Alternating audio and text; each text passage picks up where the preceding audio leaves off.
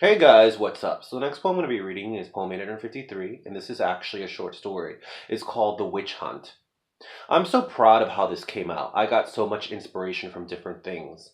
This takes place in the future. The three most important things in this new nation is 1, politics, 2, religion, 3, technology. Basically, history repeats itself. That's what the government decided to do. The Salem witch trials. A woman is being sentenced to death for witchcraft. Is she really guilty or really innocent? And will it matter when the town clock strikes for her execution? I think one of the biggest things I wanted to highlight in the story was the hypocrisy in the world.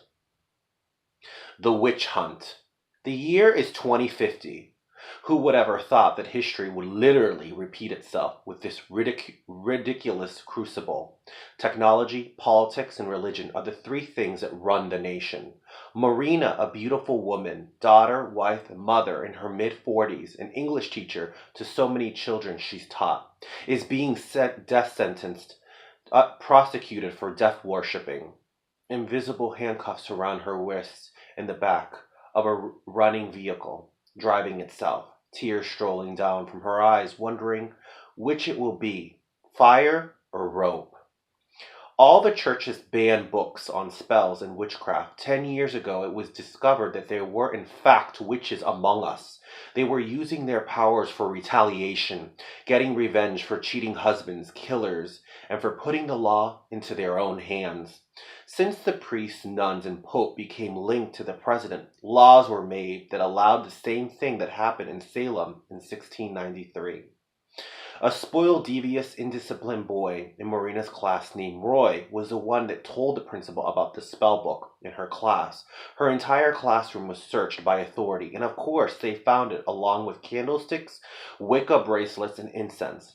There was a trial, and now here we are. The car sped through the downtown. The roads moved continuously by the avenues and numbers at every traffic light.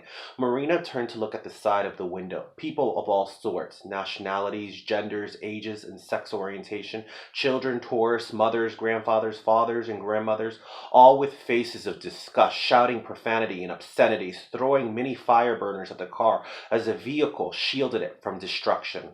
Well, at least it's more original than stones. People are naturally walking contradictions and hypocrites. They want to be accepted for being different, but the exceptions are always easier to be than the actual targets. The vehicle finally came to a stop. It was in the middle of downtown. A huge elegant clock stood at the very top of the city hall building.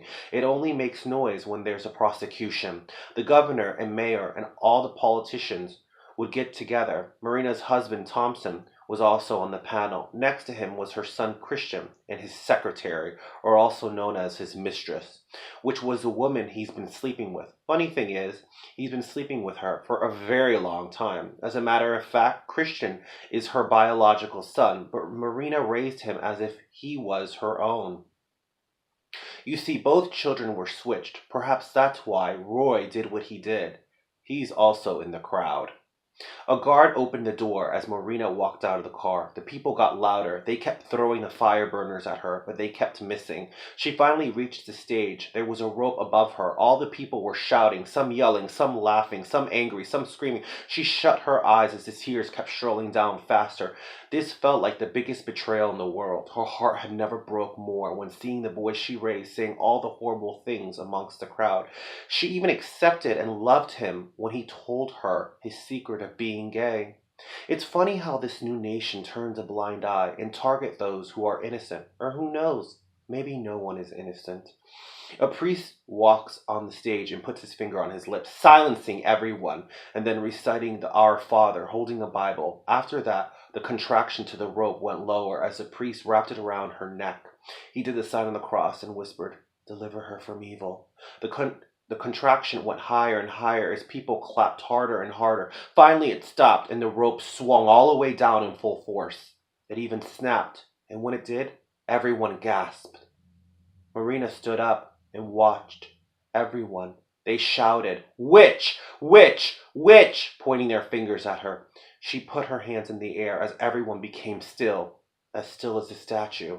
Everything was so silent except the birds flying in the sky. She walked straight ahead slowly as the wind blew her long dress. With every step she took, her anger broke down the buildings. She turned back around and raised her hands up again, allowing the people to move again. There she is! They all pointed at Marina. She looked at all of them with uncontrollable rage and let the fire in her soul release, burning every single person in the crowd.